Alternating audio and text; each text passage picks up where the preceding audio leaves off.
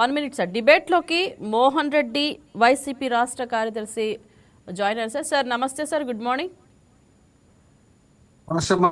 మీకు ప్యానల్లో పాల్గొన్న పెద్దలకు చూస్తున్న వీక్షకులకు అందరికీ హృదయపూర్వకంగా నమస్కారాలమ్మా. రైట్. మోహన్ రెడ్డి గారు సార్, సాక్షులను బెదిరించారని ఆరోపణలు అయితే ఉన్నాయి సార్, దీని గురించి మీరు ఏమంటారు సార్? అధికారం మన చేతిలో ఉంది.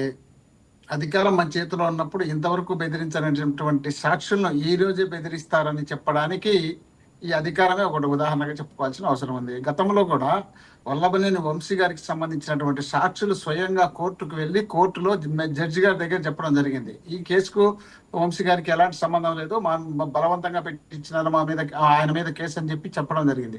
ఆ తర్వాత వాళ్ళను సాక్షులను మళ్ళీ పిలిపించుకొని వాళ్ళని బెదిరించి వాళ్ళను బ్లాక్మెయిల్ చేసి రకరకాల కారణాలతో ఒత్తిడి చేసినప్పుడు వాళ్ళు మళ్ళీ పోయి కేసు పెట్టాల్సి వచ్చింది. వాళ్ళ తమ్ముడు ఎవరో పోయి మళ్ళీ కేసు పెట్టి ఆ కేసులో మళ్ళీ తీసుకుపోయి అరెస్ట్ చేసినారు. మన చేతిలో అధికారం ఉన్నప్పుడు ఏముంది అమ్మా, నందిని పందిని చేయొచ్చు, పందిని నంది చేయొచ్చు. ఆ పని వీళ్ళు చేస్తున్నారు. ఇప్పుడు ఒక కేసు, పెద్ద చిన్న కేసులు పక్కన పెడితే పెద్ద case doctor YS Rajasekhara Reddy గారికి తమ్ముడు, రాష్ట్రంలో మంత్రి, ఎంపీ, ఎమ్మెల్సీగా ఇన్ని పనులు చేసినటువంటి వివేకానంద రెడ్డి గారి హత్య కేసులో వీళ్ళు అధికారంలో ఉన్నప్పుడు హత్య జరిగింది. హత్య జరిగిన తర్వాత ఆ హత్య పూర్వపరాలు పరిశీలించాల్సిన బాధ్యత అప్పుడు ఉన్నటువంటి ప్రభుత్వానికి ఉంది. స్వయంగా చంద్రబాబు నాయుడు గారు 14 సంవత్సరాలు అప్పటికే దాదాపు ముఖ్యమంత్రిగా అనుభవం ఉన్నటువంటి చంద్రబాబు నాయుడు గారు అలాంటి నాయకుడుగా ముఖ్యమంత్రిగా పనిచేస్తున్నటువంటి వ్యక్తి దాన్ని పూర్తి స్థాయిలో సమగ్రమైనటువంటి విచారణ జరిపించి దాని మీద నిగ్గు తేల్చాల్సిన బాధ్యత ఉన్నటువంటి చంద్రబాబు నాయుడు గారు డైవర్ట్ చేసి అసలు ఏ సబ్జెక్ట్ వచ్చినా ఒక ముఖ్యమంత్రి స్థాయిలో ఉన్నటువంటి వ్యక్తి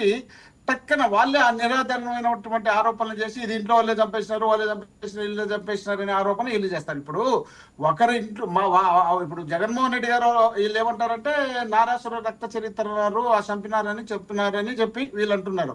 అక్కడ చనిపోయింది వివేకానంద రెడ్డి గారు. వాళ్ళ ఇంటి సభ్యులు ఎవరైనా వచ్చి బయటకు వచ్చి మా ప్రత్యర్థులు చంపినారని చెప్పడంలో అనుమానం లేదు. ఆ ప్రత్యర్థులు అంటే చంద్రబాబు నాయుడు గారు కావచ్చు, అన్నే కావచ్చు, లేక పక్కన నియోజకవర్గాల్లో ఉన్నటువంటి లీడర్లు కావచ్చు, అదే నియోజకవర్గంలో ఉన్నటువంటి లీడర్లు కావచ్చు, ఎవరైనా లీడర్లు కావచ్చు, వాళ్ళ కుటుంబ సభ్యులు చనిపోయినప్పుడు పలానోళ్ళు చంపిండొచ్చు అని ఆరోపణ చేయడం అది తప్పని కాదు. తర్వాత విచారణ చేయాల్సిన బాధ్యత అధికారంలో ఉన్నటువంటి వ్యక్తులకు ఆ బాధ్యత ఉంది. ఆ బాధ్యత తీసుకొని చేయాల్సినటువంటి చంద్రబాబు నాయుడు గారు అప్పుడు సిట్ అని చెప్పి ఆ సిట్లో రకరకాలైనటువంటి కారణాలను పేర్లు తీసుకొచ్చి దాంట్లో ఎంటర్ చేసి ఆ తర్వాత జగన్మోహన్ రెడ్డి గారు ముఖ్యమంత్రి అయిన తర్వాత విచారణ జరపాలనే ఉద్దేశం ఉన్నప్పుడు ఆమె వచ్చేసి మాకు సిబిఐ జగన్మోహన్ రెడ్డి గారు చెప్పడం జరిగింది, సునీతమ్మ గారు చెప్పడం జరిగింది సిబిఐ కావాలని. సరే, సిబిఐకి కేసును అప్పచెప్పడం జరిగింది.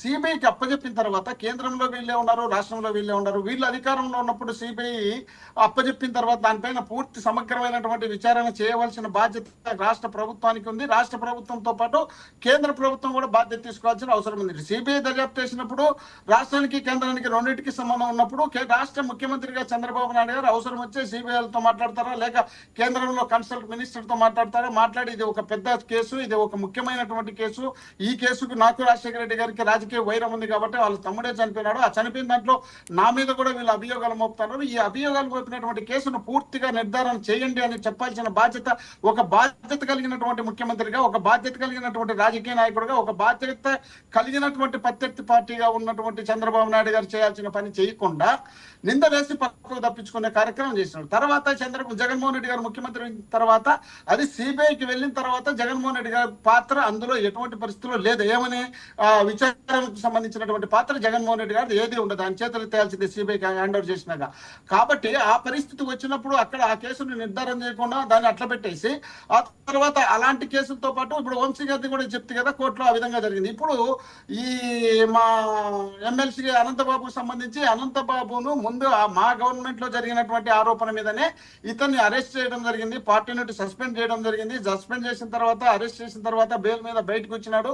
ఇక్కడ బెయిల్ కాకుండా సుప్రీంకోర్టులో బెయిల్ తీసుకొచ్చినాడు. బెయిల్ తీసుకురాల్సిన తర్వాత అతను బయట తిరుగుతున్నాడు. బయట తిరిగేటప్పుడు అధికారం వల్ల మార్పు జరిగిన తర్వాత తెలుగుదేశం పార్టీ అధికారంలోకి వచ్చిన తర్వాత 2 సంవత్సరాల తర్వాత వాళ్ళ భార్యను తీసుకుపోయి అంటే ఈ కేసుకు బలం ఉందని నిరూపించాలనే ఉద్దేశంలో భాగంగా వాళ్ళ భార్యను కూడా తీసుకుపోయి విచారణలో పెట్టి ఇప్పుడు మళ్ళీ ఆ సాక్షులను పిలిపించుకొని బెదిరించి ఆ సాక్షులను తప్పుడు సాక్ష్యం చెప్పించేందుకు వాళ్ళు ఇష్టం వచ్చినట్టు వాళ్ళు ప్రయత్నం చేసినప్పుడు వాళ్ళు వచ్చి సాక్షులుగా ఉన్నటువంటి వ్యక్తి ఎవరు భయపడకుండా ఉంటారు? ఎవడైనా భయపడతారు. భయపడిన మళ్ళీ మమ్మల్ని బెదిరిస్తున్నాడు అనంతబాబు అని చెప్పి వాళ్ళు ఆరోపణ చేసినారు. ఆ ఆరోపణలో భాగంగానే అనంతబాబును అక్కడ అరెస్ట్ చేయాలని, అక్కడ అనంతబాబు ప్రాతినిధ్యం ఉన్నటువంటి నియోజకవర్గంలో ఆ ప్రాంతంలో గతంలో ఎప్పుడు 83 నుండి దాదాపు తెలుగుదేశం పార్టీ కంచుకోటగా ఉన్నటువంటి ఆ నియోజకవర్గాన్ని అనంతబాబు రాజశేఖర రెడ్డి గారు ముఖ్యమంత్రి అయిన తర్వాత రాజశేఖర రెడ్డి 2004 కూడా అది తెలుగుదేశం గెలిచింది.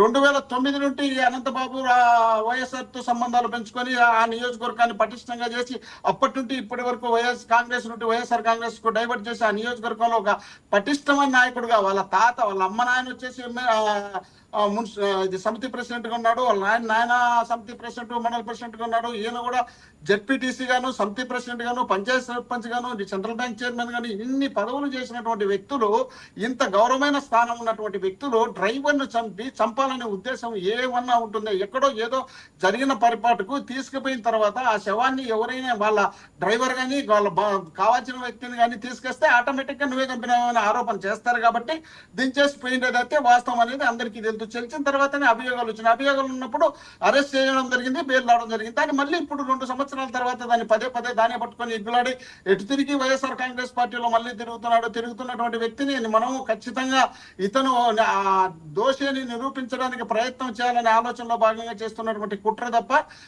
ఇందులో ఎలాంటి బెదిరింపులు ఎలాంటి బెదిరించే కార్యక్రమం అధికార పార్టీ. మోహన్ రెడ్డి గారు, అనంతబాబు గారు నిజంగా నిర్దోషి అయితే ఎందుకు పరారయ్యారు అని చెప్పి అంటున్నారు. దీనికి మీ సమాధానం ఏమిటి? ఇప్పుడు ఒకటి తల్లి, ఒక మర్డర్ కేసు మీద అభియోగాలు ఉన్నప్పుడు అధికార పార్టీ ఉంటే ఒకవేళ డైరెక్ట్ బై ఫేస్ చేసి వాళ్ళతో మాట్లాడి చెప్పి రావచ్చు ఓపెన్ గా. వీళ్ళు ఉద్దేశపూర్వకంగా మనసులో పెట్టుకున్నప్పుడు ఖచ్చితంగా ఇతను తీసుకుపోతేనే ఆ కేసు మీద మళ్ళీ అరెస్ట్ చేసి లోపల పెడతారు. లేదంటే అక్కడ ఎవరో ఒకరు ఒక సాక్షుల్లో దళితులు ఉన్నారనుకో, వాళ్ళని తిట్టారని చెప్పి SC/ST అట్రాసిటీ కేసు పెట్టి ఆ కేసుతో పాటు మళ్ళీ ఈ కేసు కడతారు. ఈ కేసు కట్టి అతను జైల్లో పెట్టేందుకు వీళ్ళు కుట్ర పడినారు. కాబట్టి ఇప్పుడు మనం బయట న్యాయం పోరాటం చేద్దాము, కోర్టు నుండి మనం తెచ్చుకోవాల్సిన బెయిల్ తెచ్చుకుందామనే ఉద్దేశంలో భాగంగా ఆయన వెళ్ళినాడు తప్ప ఆయన ఏదో వీళ్ళ దగ్గర కూర్చొని వీళ్ళు పదాం పార్టీ లోపలి పోయి కూర్చొని జైల్లో పెట్టేసి ఆ తర్వాత కేసు మీద కేసు ఆ కేసు పోతే మళ్ళీ అవసరం వచ్చి ఇంకొక జిల్లాలో కేసు పెట్టించి ఆ జిల్లా నుండి ఇంకో జిల్లాలో కేసు పెట్టించి చూసినాం కదమ్మా. పోసాని మురళీకృష్ణ గారిని చూసినాం, అదేవిధంగా అమ్మటి రాంబాబు గారిని చూసినాం, అదేవిధంగా వంశీ గారిని చూసినాం. ఇట్లా రకరకాల కేసులు పెట్టినటువంటి సందర్భాలు ఆంధ్రప్రదేశ్ లో కనిపిస్తున్నాయి కదా. కూటమి అధికారంలోకి వచ్చిన తర్వాత వీళ్ళు కేసులు పెట్టేదే పనిగా పెట్టుకున్నారు తప్ప ప్రజలకు పని చేయాలనే ఆలోచనతో పని చేయలేదు. కాబట్టి ఈ విధమైనటువంటి భయాందోళన సృష్టించి వీళ్ళు చేసినటువంటి తప్పులు ఎవరైనా ఎత్తి చూపించాలనే ధైర్యం చేయకుండా ఉండాలనే ఆలోచనలో భాగంగా చేస్తున్నటువంటి కుట్ర తప్ప ఎటువంటి పరిస్థితుల్లో అలాంటివి లేవు. కేసు కట్టారు, చట్టం ముందు ఉంది, చట్టం ముందు ఉన్నప్పుడు చట్టం చూసుకుంటుంది. చట్టంలో చూసుకోవాల్సిన బాధ్యత ఉన్నప్పుడు మీరు దాంట్లో జోక్యం చేసుకోకుండా ఆ సాక్షులు వాళ్ళు ఏదో చూసుకుంటారు. ఇప్పుడు అధికార పార్టీ లేనప్పుడు మేము పోయి బెదిరించి వాళ్ళని డామినేషన్ చేసి కొడితే మళ్ళీ ఇమీడియట్ కేసులు వస్తాయనేది అనంతబాబుకి తెల్ల బుర్రలేనోడా బుద్ధిలేనోడా ఆయనకు కూడా తెలిసింటది కదా ఇలాంటివన్నీ ఉంటాయని. అదే విధంగా ఇప్పుడు